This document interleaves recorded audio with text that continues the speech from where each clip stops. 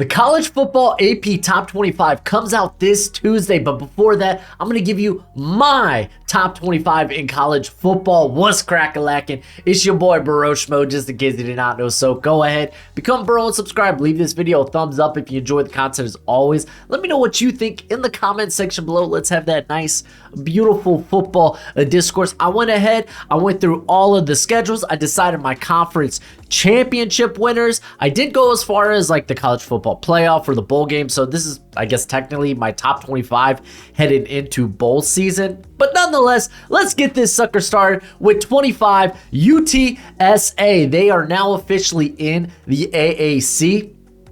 And they opened the year with Houston, a game that was kind of a banger last year. But Houston has lost a lot of talent while UTSA, they have not. Outside of like Zachary Franklin, this team brings back a lot of good players. Frank Harris, you got Clark, the receiver. So it's a very good squad. However, there are two games that I think are probably, this is where their losses are going to come at, and it's at Tennessee. That's going to be a tough one. But they finished the year at Tulane, the team that won the conference last season, and they have to go to Nolens to do that. I think that might be a bit too much for them, but I have them at 10-2, so I think they're going to be a very quality squad. Next on the agenda, I have Troy at 24. I think they're going to win the Sun Belt once again, but I have them with 2 losses,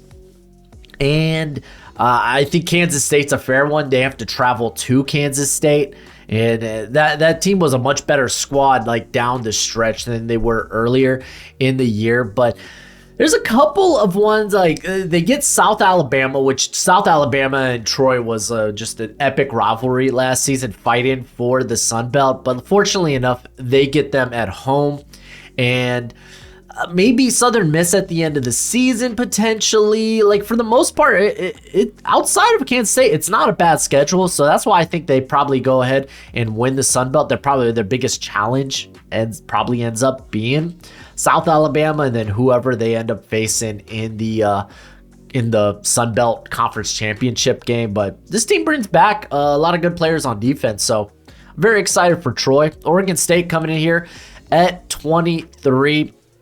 They actually did a good job with some recruit in the transfer portal. Getting DJU, I think that's kind of huge. I still don't think it's enough for this team to be able to like usurp the conference in the I guess this is the final year of the Pac-12. Everyone else is leaving but Oregon State, and then a couple of sorry teams. But I think they're going to still be a relatively good squad. I have them with 3 losses. I mean, when you're looking at it, like Utah is going to be a tough one. They are the Pac-12 reigning champions. Luckily, Oregon State do get them at home, but then they finish the year at Oregon. That could be a little dicey. They have to go face Washington. Another one, though, fortunately enough, it is at home. Don't sleep on U of A on Arizona. They have to come down to whatever they call it, the Den, the U of A.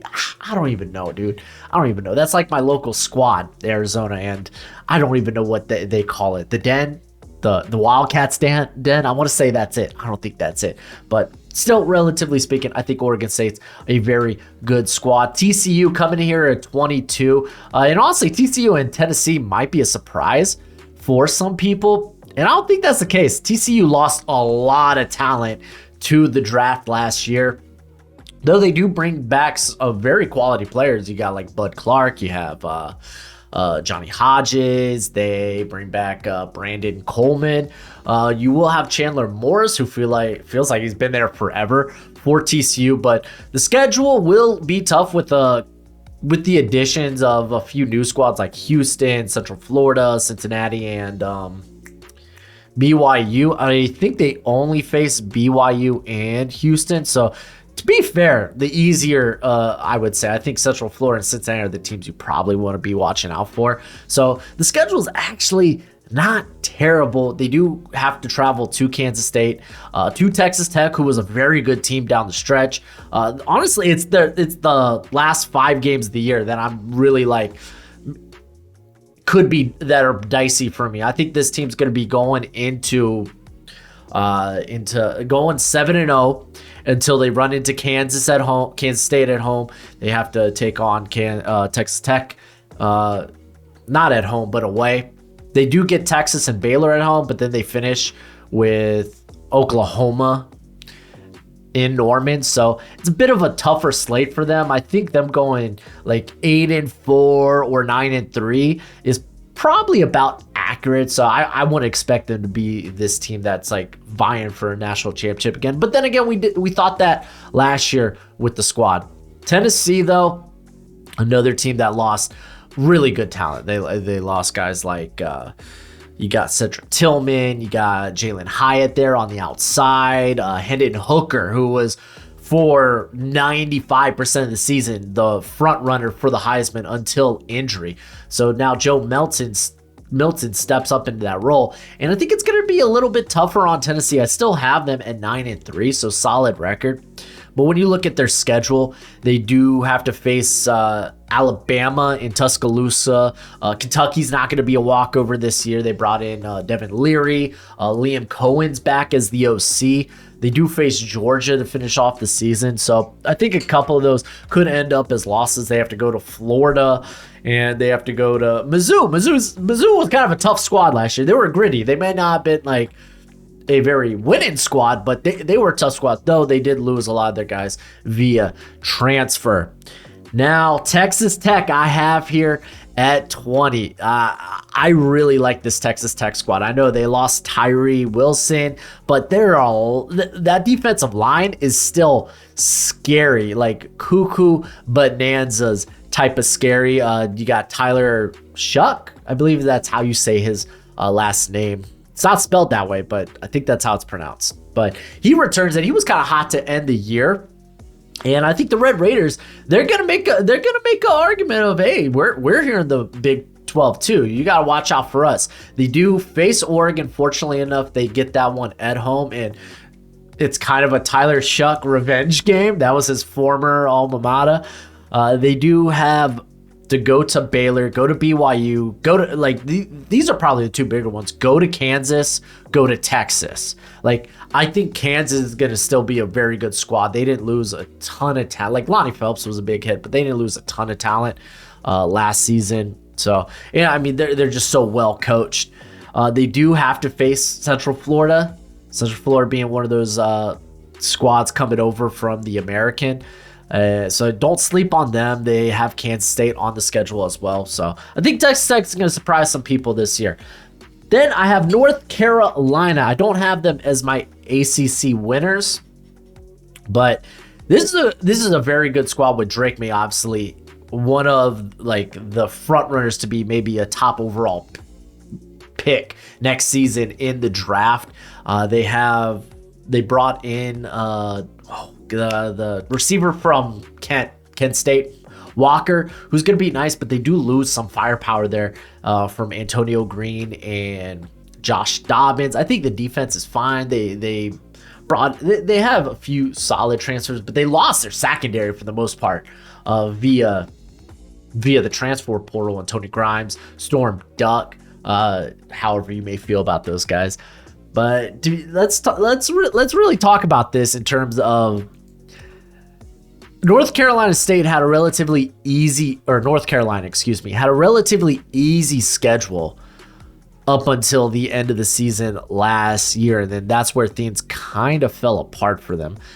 Like, looking at this last year, like their toughest game may have been Notre Dame, which they lost, but they beat a struggling Miami team, barely. They beat a feisty Duke team, which, hey, watch out, Duke is here. But like, really, it wasn't until the end of the season where they had NC State, they had Clemson, and those two ended up in losses. Clemson being kind of like they got railroaded, and then they dropped one to Georgia Tech, which is kind of embarrassing. To be fair, they had a banger against Oregon, so don't sleep on the squad. It's still a good squad. Looking at the schedule this year, it is much tougher to open the year than it was in 2022 with South Carolina. You got to watch out for Appalachian State all the time. Then they follow that up with Minnesota, Pittsburgh, So those first 4 games, those could end up being toughies, but I do have this squad doing exceptionally well. They finished the year once again with NC State and Clemson. And then they kind of throw Duke into there as well. But hey, this is a good squad. This is a very good squad. Oklahoma coming here at 18. I think they will be vying for that Big 12 title. But, I mean, they're a year removed from... Yeah, I get it. First time coach...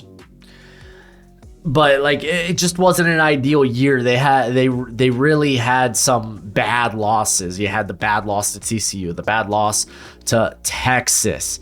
I mean, they ended up finishing the year 6-7. So it wasn't exactly ideal, but they do bring back some parts. Dylan Gabriel's back. So you got to imagine, hey, they're going to be much better this year. I do expect them to be much better this year. I think, especially defensively, they were actually retained a lot of good talent. And it's not like their first 3 games out of conference games, like, okay, maybe watch out for SMU. But until they get to Cincinnati, which starts conference play, that one's in Cincinnati. But to be fair, the Cincinnati squad, they just lost the Fickle. So Fickle, right? They lost their head coach to Wisconsin, regardless. So that's kind of big, but don't sleep on that Cincinnati game. But they get Texas. Fortunately, they get it. They get it in Norman or no. Yeah. And then they finish the year at BYU. You can't sleep on BYU. They got Keenan Slovis. Watch out. But TCU, they finished the year. Fortunately enough, this one's going to be in Norman. But I mean, I still expect them to be vying for the Big 12 title. And like looking at their, like, if I could really project what games they may lose in conference, like that Texas one stands out to me. Texas or Kansas and Oklahoma State, both away. Those are going to be tough. Those could end up being tough ones. Oklahoma State's always kind of a feisty squad. So yeah, got Oklahoma here. LSU might piss people off here at 17. A lot of people think this is, that they're a really good squad. This is the year. Watch out for LSU. And I don't disagree. I mean, that's why they're here at 17. I just don't think... I still think the overall conference is probably going to be owned by teams such as Alabama and Georgia.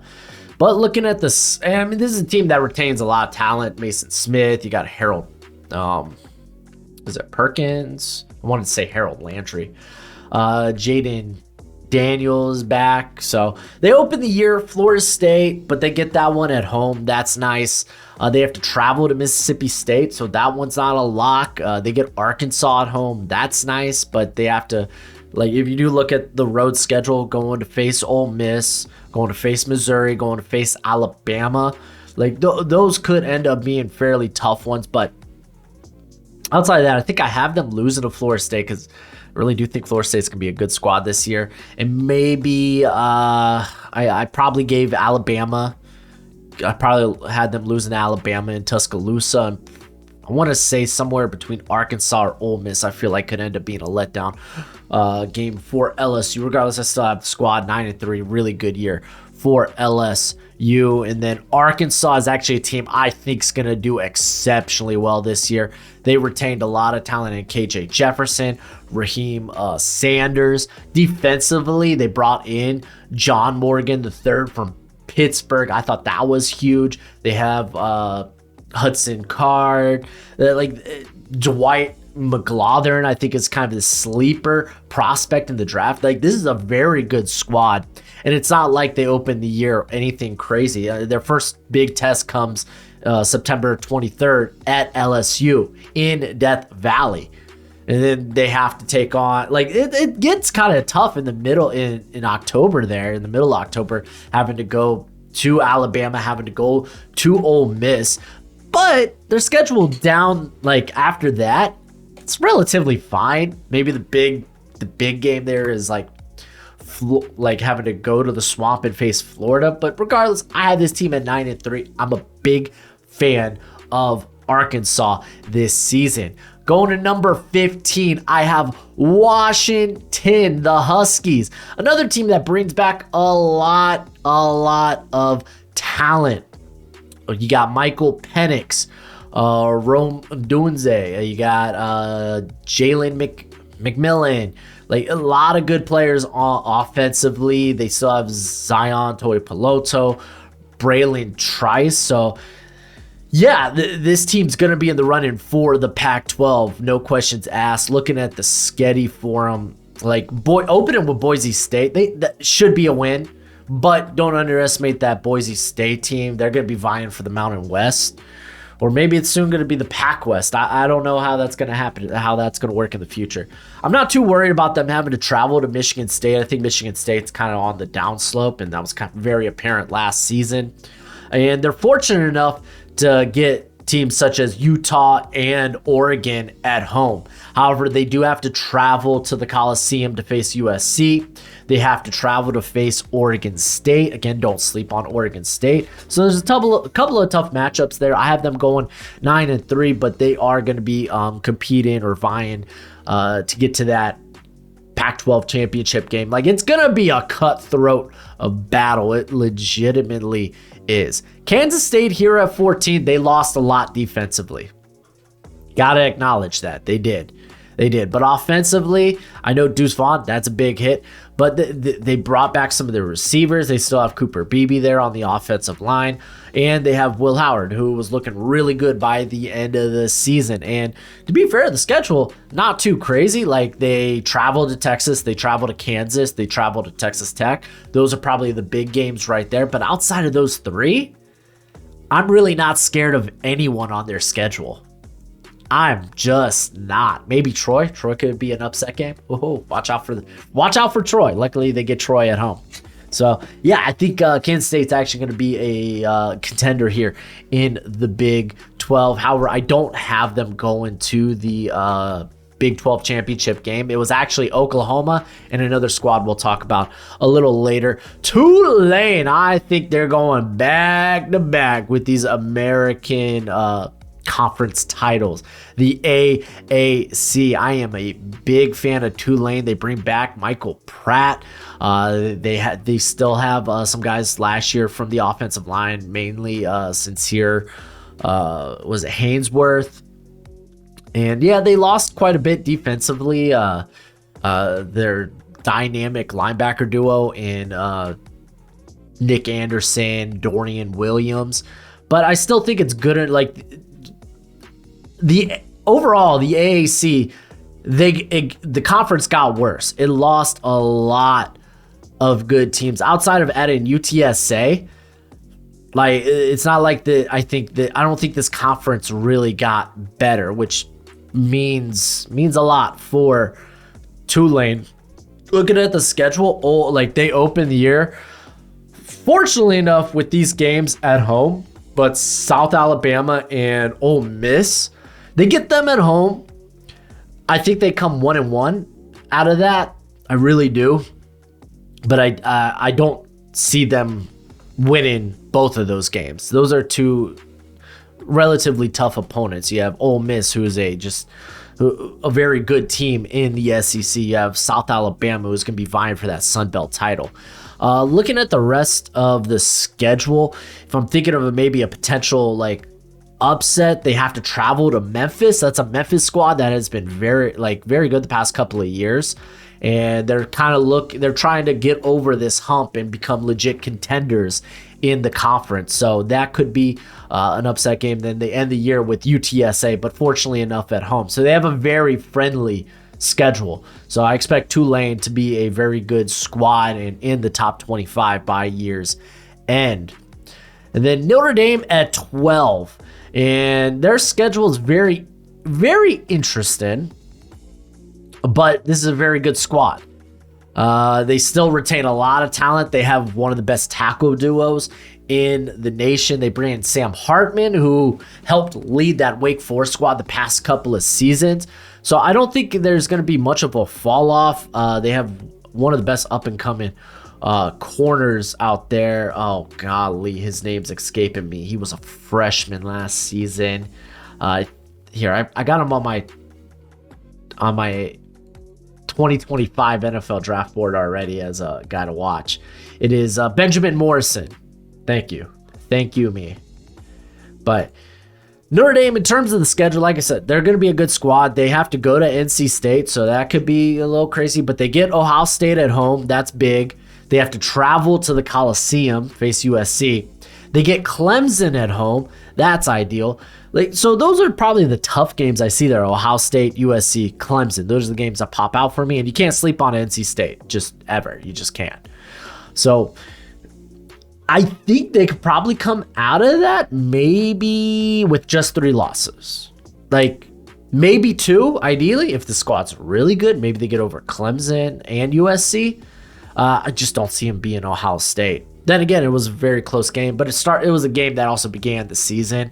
Those teams were very different by the end of the year. But yeah, I think Notre Dame's going to do quite well. And potentially their last year as an independent. I don't know. We'll see. And then Wisconsin, this one, bit of a projection on my part, I do admit.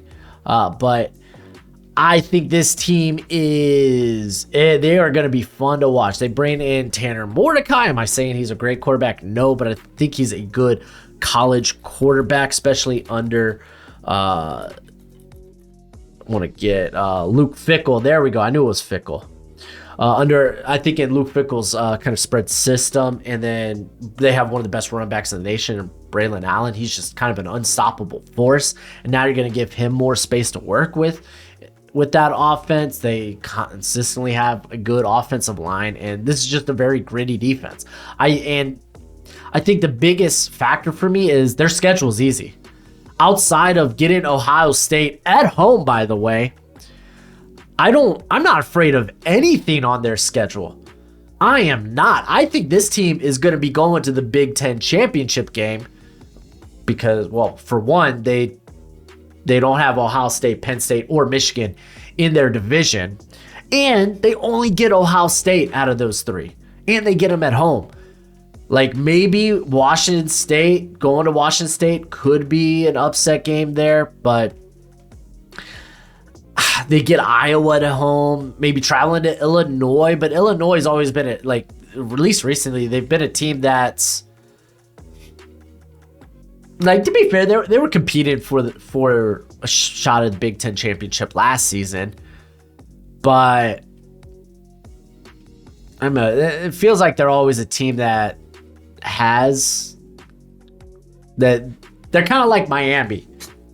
Miami, a team with a ton of NFL talent, but you would never guess it based on how they finish, their record at the end of the year. Illinois is kind of in the same vein there, but I mean, their end of the year schedule is just easy at Indiana. They have to go to they get Northwestern and Nebraska at home. Then they go to Minnesota. That could be a shocking game there, but I really think Wisconsin's going to do really well this year. On to the top 10. I have a Clemson here. They are not the ACC championship winners. We'll talk about them when we get to the top 5. But Clemson's got a lot of question marks. And Dabo Swinney's a good coach, and I think he'll keep this team overall as winners. They got a really good defense there with Jeremiah Trotter. You got Wiggins. They got Rook, Tyler Davis. It's just a good squad. But offensively, they got Cade, Klubnik or something? He looked better at the very tail end of the year. But do I trust this offense? I don't think I do. I ultimately don't think I do. They are fortunate to get Florida State at home. And to be fair, outside of at Miami, at NC State, at South Carolina, their away schedule is not terrible. Honestly, those ones I named, that doesn't have me shaking in the boots. They get Notre Dame at home. They get North Carolina at home. So all their toughest games they get at home. So this should be a squad that does exceptionally well. I think at the end, I do have them going to the ACC championship game. I do have them losing, so going into bowl season, I actually have them with 4 losses. But they were able to make the ACC championship with 3 losses. To be fair, only one of them was in division, or was in conference. But yeah, I got Clemson here. Penn State, number 9. Shouldn't be like I slept on Penn State last year. And I know now they got to replace Sean Clifford, but I think they got a higher upside QB in Drew was a Aller. I can't remember the name off the top of my head. So they got a guy with a higher upside, but we'll see. I mean, like Sean Clifford operated that offense to a T, but they still have one of the best like combo backfields. They brought in like Dante Cephas from Kent State. The defense is still pretty scary, even without like Joey Porter Jr. They have Kalen. Oh golly, I'm blanking on his name. That corner. Let me see. Kalen Keene. There we go. So like, I think the defense is still going to be relatively good when we go to look at the Sketty. Let me just pull it up here real quick. Because I have Penn State 10-2. And yeah, the 2 losses are Michigan and Ohio State. They have to go to Ohio State. They have to go to the Horseshoe. That's not going to be easy. And I just think Michigan's kind of a juggernaut team this year.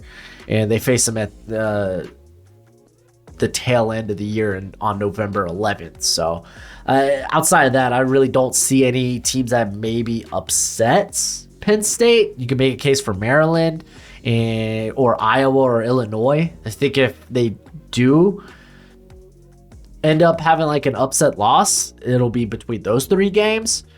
I don't know. We'll see. I got USC. They don't win the division. They don't win the conference again. I think that's kind of funny. I actually have Oregon winning the conference. It's going to be a battle in the Pac-12. It is literally going to be a fight. It's like open season. There could be a variety of different teams that end up winning out of there. So like, if you got a different conference winner, I don't blame you. I think you can make a good argument for them. But I have USC here at 8. They do retain some solid weapons in like Mario Williams. Austin Jones was good for him last year. The offensive line, for the most part, is intact. They also brought in Jarrett Knighton from Washington State. They brought in Marshawn Lloyd from South Carolina to add to the backfield there. My questions kind of come on defense. Like Kalen Bullock is really good, but outside of that, like we'll see. They lost Blackman. They lost Toli Piloto. So like they did lose some significant players there on the defense. But I mean, this is an offense that's with Caleb Williams that's going to be able to put up a lot of points, and I expect them to. I only have them with 2 losses on the year. And looking at their schedule, they have to travel to Notre Dame. They have to travel to Oregon, and that's why I have Oregon with a win there. But having to dude, they're scheduled down the stretch, and like Utah, you can't Utah was USC's kryptonite last year.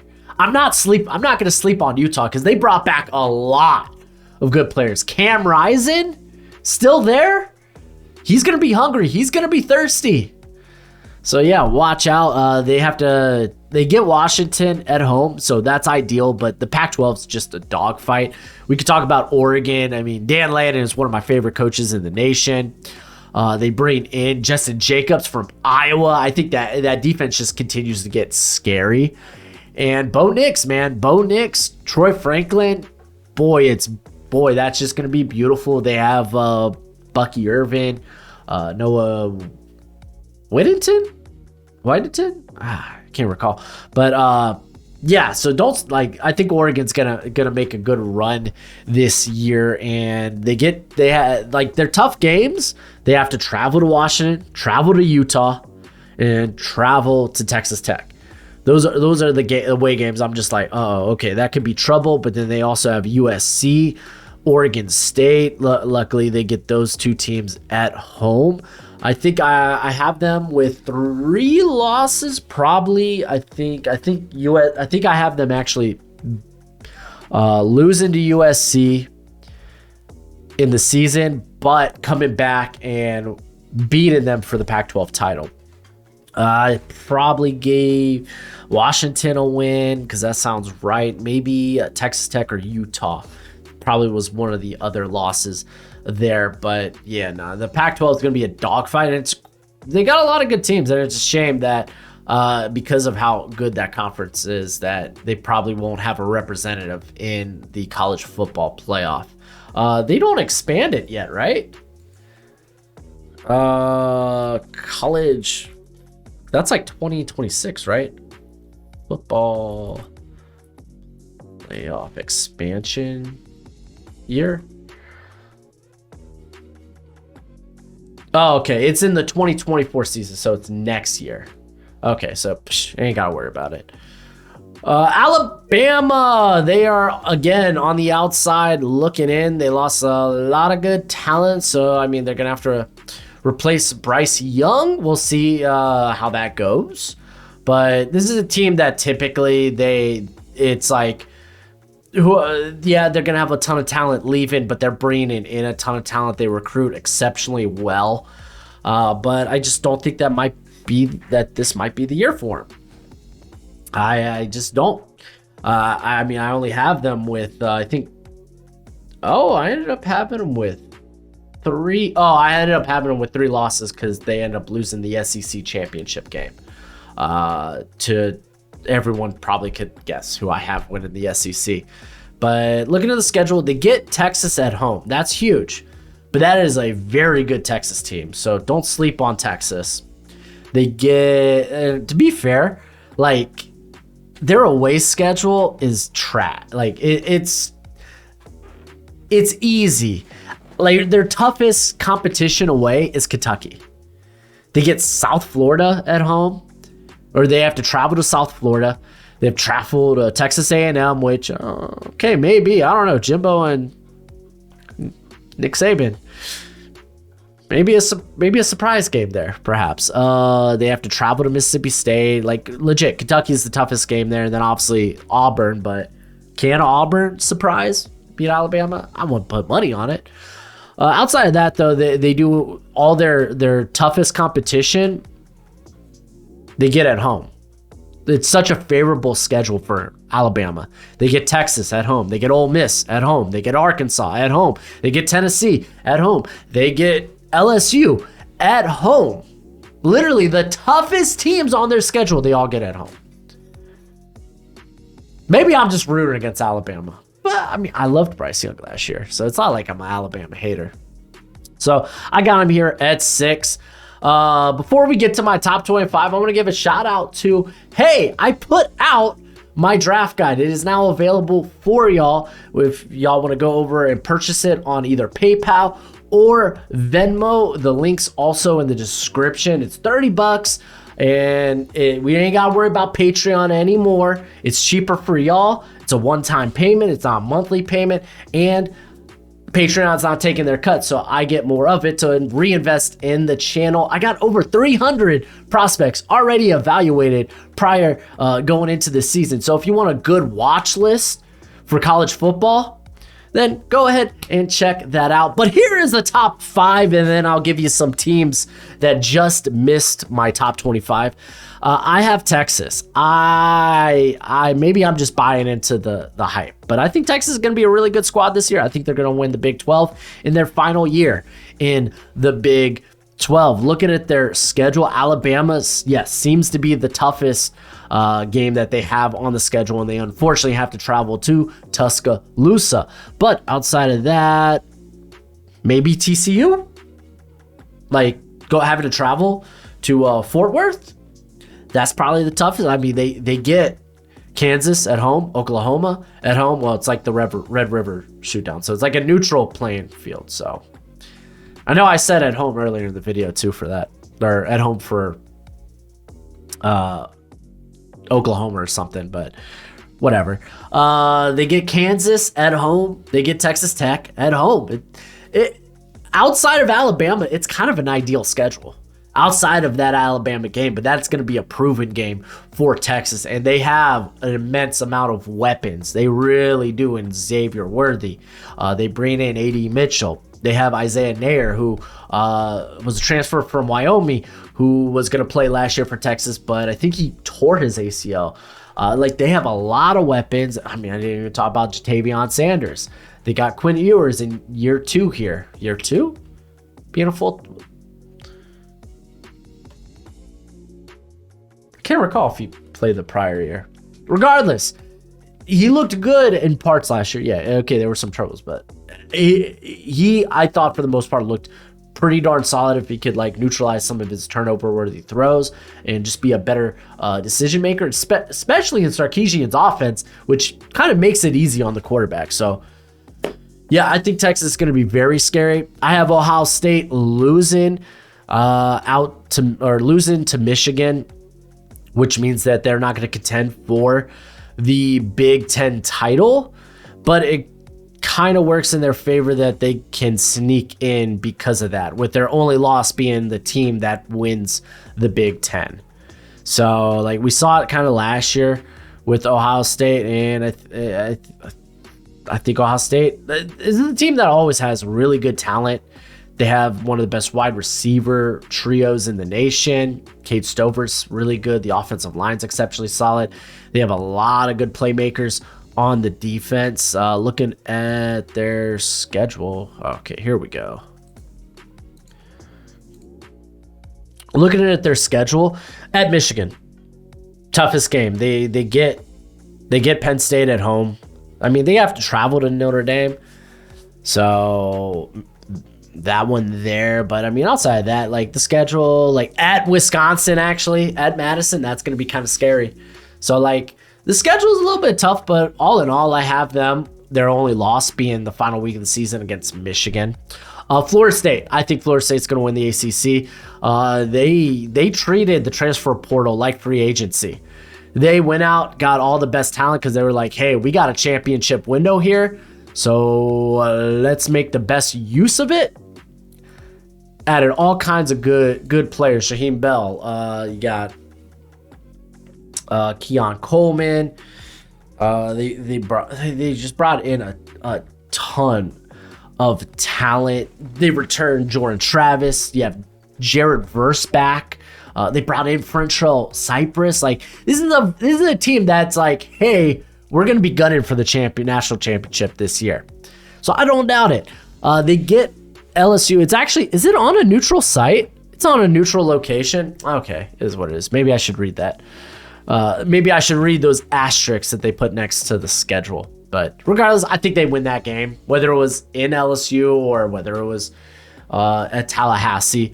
Looking at their toughest games and their toughest away games, Clemson, I think kind of easily. You can make a case for Florida, but spoiler alert, I don't think Florida's going to be very good this year.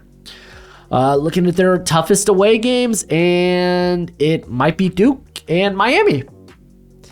A very friendly schedule for Florida State. They are going to rip through this thing. I only have them with one loss, and I think it's because I ended up giving them. I think Clemson I had winning. So, yeah, I think they're going to go on a tear this year. Michigan's going to... They brought back so much talent. It is an exceptionally good Michigan squad. They have Thunder and Lightning in the backfield. Blake Corum, Donovan Edwards. They have Roman Wilson, Cornelius. Oh, I'm blanking. I'm blanking on the other Michigan receiver. Let me pull it up. Johnson, Cornelius Johnson. JJ McCarthy in year 2 as a full-time starter. The defense is still mighty scary. So I have Michigan at number 2. And then Georgia, I have them winning the Pac-12 or the Pac-12. They would win the Pac-12. I'm thinking of Dan Lannon there. Sorry. But I have them winning the SEC. They are statistically the favorites to do that. They have a 27% chance of winning the conference title. I have them going 13-0. They bring back so much talent. Now they get, Carson Beck, I think, is going to be the starter at quarterback. To be fair, I don't really think it matters. They have a vicious run game, deadly offensive line. They have weapons at receiver there, Ladd McConkey. They added Dominic Lovett. The defense, business as usual. It's good. It's scary.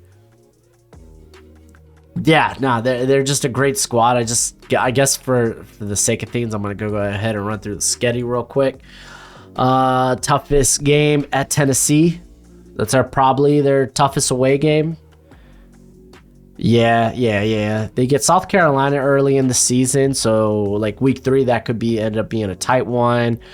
And then they get Ole Miss at home, but like it's just not that scary of a schedule for Georgia. I think they're gonna kind of repeat, but let me go ahead with teams that just missed my top 25, and I'll probably talk about a couple of others outside of that. Utah, literally at 8-4, they missed my top 25. I think, listen, Utah's a really good squad, and I think the Pac-12 is just going to be cutthroat. It's going to be tough for anyone to come out of it with like, I don't think there's going to be a team that's walking out of the Pac-12 with only one loss. I truly believe that. Looking at their schedule, they get Florida again, but like I said, I don't think Florida's going to be that good. Having to travel to the Coliseum, though I know that they were kind of the kryptonite for USC last season, but we'll see. Oregon, they get at home, but then they have to travel to Washington. They have to travel to Oregon State. They get UCLA at home, so it's like I don't think anyone's coming out unscathed. UCLA, they did lose some talent as well, but for the most part, they brought back a lot of their defensive players, so I still think they're gonna be a really good squad. Just another team I don't think it's gonna come out unscathed. I talked about South Alabama there, that they're going to be vying for the Sun Belt title, but unfortunately they're in the same division, I believe. Yeah, they're in the same division as Troy, so only one of those two teams can make it out of the Sun Belt to the conference title game, and I have Troy being that team. I do have actually Coastal Carolina being the other team that's going to go to the Sun Belt championship game. This is Grayson McCall's final year. So I think that I got to imagine that it's going to be one hell of a year for them. Also, if we're looking at the American, I think Memphis is going to be kind of a sleeper team there. I have SMU on here, not because I think SMU is particularly good, though that they did poach a lot of good players out of transfer portal. But they have a ridiculously easy schedule. I remember looking at this sucker, and it's just they're kind of the Alabama. They have such a favorable schedule. Outside of having to go to Norman to face Oklahoma and having to go to Fort Worth to face TCU, their conference schedule is so friendly. Like, probably their toughest one is at Memphis, but outside of that, I really don't see them losing. They shouldn't, in theory, lose any of these other conference games. I don't know. We'll see. That's why I have them here. Boise, I have winning the Mountain West. It's going to be interesting with Air Force there. I think Air Force just missed my top 25 as well, as I think I had them at 40. But they end up losing. I have them losing to Boise State in the Mountain West championship game. Ole Miss, I think they're good. They're just a team that doesn't feel like they're ever going to get over the hump, or at least right now. I'm a sucker. I'm a mark for Kansas. I really am. I think the schedule is a little tougher for Kansas this year. I think for Kansas, it was more so down the stretch. The schedule was tough for them. I think this year it's a bit more spread out. Let's go ahead and check that out. Oh, no, that's not fair. Like, really, it isn't until Texas. They're at Texas on September 30th. Central Florida is going to be a toughie. At Oklahoma State's going to be a toughie. And they get Oklahoma at home. So they get a 4-week stretch that's kind of like, okay, watch out. But they finish the year actually with a tough 3-game slate as well. They, fortunately enough, two of those games are at home with Texas Tech and Kansas State at home. But they have to travel to face Cincinnati, which I'm not going to lie to you. I feel like I'm giving Cincinnati too much credit. I think they're gonna be I think I have them at 7-5, and I think they're gonna be a gritty team that really no one really wants to face. But they did lose a considerable amount of talent the last 2 years, coach included. And then I got my Hurricanes. Yeah, do you, baby? I got them at 8-4. Listen, this team has so much talent. Like, if they have only 6 or 7 wins, fire everybody. There's so much talent on this squad. Like, I made that argument is like, how do they lose their coach to Miami, but then they trade up for Dan Lannon? Like, I'm a Hurricanes fan. I was like, Dan Lannon was on the table? Why didn't we get him? I get it, Cristobal, he's got connections to Miami and whatnots. But still, I'd rather Dan Lannon. I'm just saying, if this team is like if they finish 500, even if they're 7-5, I feel like fire everyone. That's kind of where I'm at with Miami.